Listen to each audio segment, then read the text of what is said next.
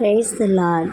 இந்த புதிய நாளிலே கர்த்தர் பெரிய காரியங்களை நம்முடைய வாழ்க்கையில செய்வார். இன்றைய தேற்றிடும் ஔஷதத்தின் மூலமாய் கர்த்தர் நமக்கு கொடுக்கிறதான வார்த்தை ஏசாயா 40வது அதிகாரம் 29வது வசனம்.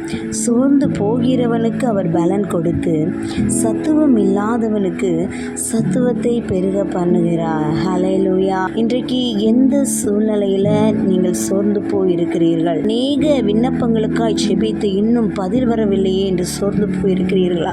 ஒரு சில காரியங்களிலே நல்ல மாறுதல் இல்லையேன்னு நீங்கள் சோர்ந்து போயிருக்கிறீங்களா? அந்த நாளிலே கர்த்தர் நம்மை பார்த்து சொல்லுகிறார், சோர்ந்து போகிறவனுக்கு பலன் கொடுக்கிறார். ஆம், ஒரு பலனை, ஒரு நன்மையாக நீங்கள் சோர்ந்து போய் இருக்கிற காரியத்தில் ஆண்டவர் ஒரு பெரிய நன்மையை பண்ணுகிறார். இது நிமித்தமாய் கர்த்தர் உங்களை பலப்படுத்த போகிறார். சத்துவம் இல்லாத, அதாவது பலன் இல்லாத உங்களுக்கு கர்த்தர் பலனை கொடுக்க போகிறார்.